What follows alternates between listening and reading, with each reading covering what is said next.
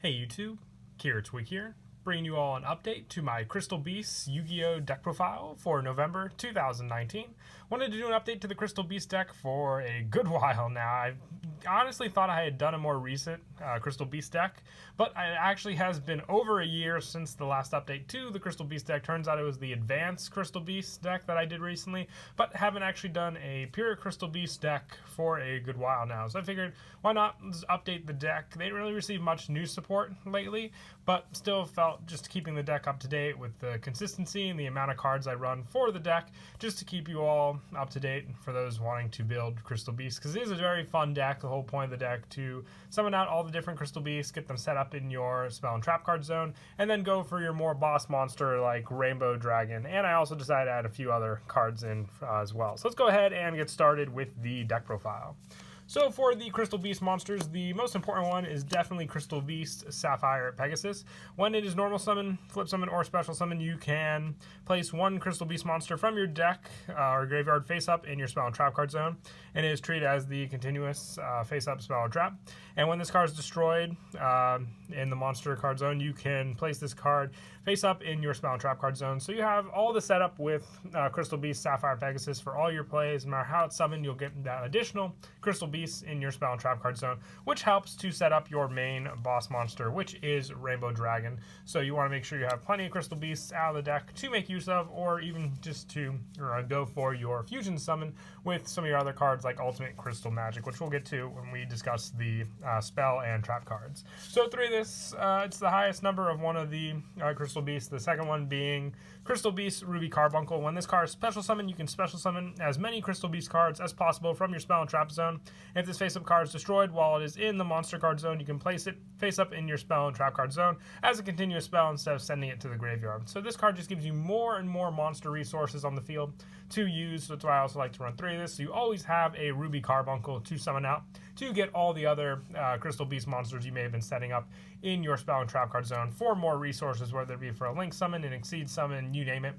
Ruby Carbuncle just helps with that consistency.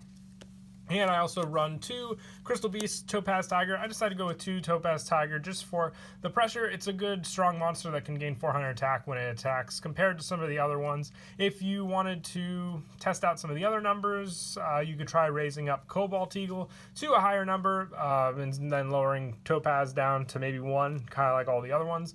But other than that, I just like it for that option in the deck. But the last final Crystal Beast spots can definitely have 1 raised by an additional number depending on your play style. For the last 4, I have the 1 Crystal Beast Amethyst Cat, the 1 Amber Mammoth, 1 Cobalt Eagle, and the 1 Emerald Tortoise. Like I said, for these last 4 Crystal Beasts, you can raise the number of anyone you want and then reduce the number of Topaz Tiger for that spot as well. But that's all player preference at that point with the monsters. Each one has an additional effect that helps. Cobalt Eagle setting up the top card of your deck, Amber Mammoth redirecting the plays for your opponent, Amethyst Cat having the direct attack power, and then with Emerald Tortoise with the once per turn targeting 1 monster you control that will attack this turn and changing it to defense for more defensive plays. But that all comes down, like I said, to the player using the card and what they want to run for the additional number.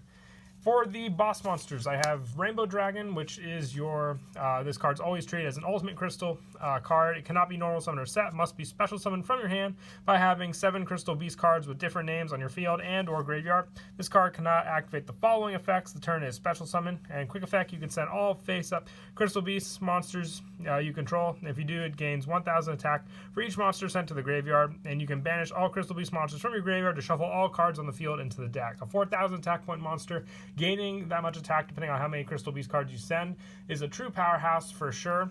Just for a little added consistency, finally decided to test out Hammond in the deck, and I really do like the results that it brought. Just easy to summon out by sending the 3 face-up continuous spells you have, which are the Crystal Beast monsters when you set them up, and when they're in their graveyard, they're just as easy to summon out the Rainbow Dragon for that requirement. But for Hammond, giving you that spell negation and the 4,000 attack, 4,000 defense monster makes it even more difficult for your opponent to get over this card as a boss monster. Having 2 with 2 different summoning conditions in the deck definitely does come in handy. If you wanted to take out Hammond, you can try 2 Rainbow Dragon, and vice versa. If you don't want to have Rainbow Dragon and go for a more Hammond build, you can take out the Rainbow Dragon for 2 more Lord of Striking Thunder. That's down to the player. I like the 1 of each because then I have 2 different plays to go off of when I go for the Rainbow Over Dragon into the Rainbow Dragon, or just opening up the Hammond for that play, which you can easily draw into, or just after you sift through the deck of all the cards, end up drawing this also.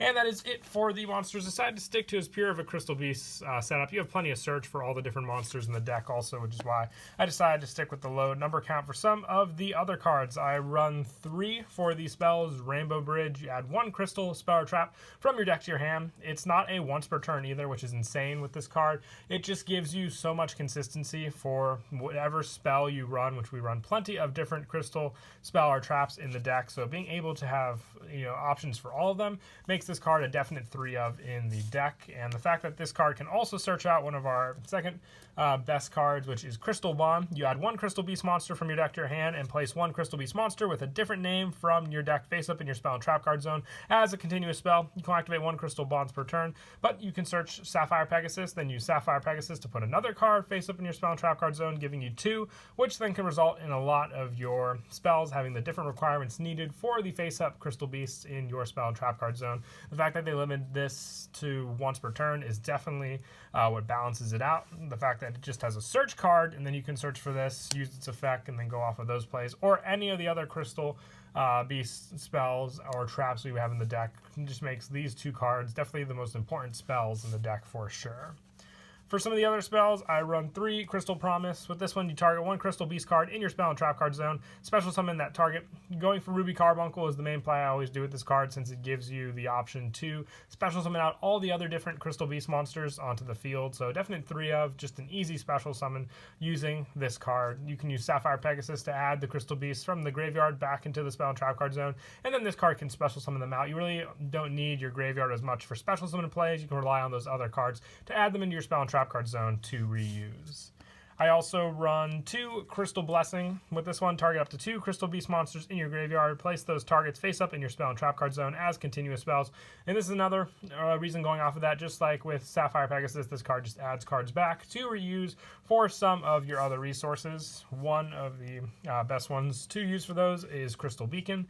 Yeah, I run 2 of this. Also, you special summon 1 Crystal Beast monster from your deck. You must have 2 or more Crystal Beast cards in your spell and trap card zone to activate and resolve this effect. So just working off of Crystal Blessing and then using Beacon for that additional special summon can get you access to your Sapphire Pegasus, which can then use its own effect when you special summon it, setting up the 3 to then go for other cards like Hammond or some of your other draw consistency cards, like Rare Values, which I gave a shot after the Advanced Crystal Beast deck. I ran this in the version you see now.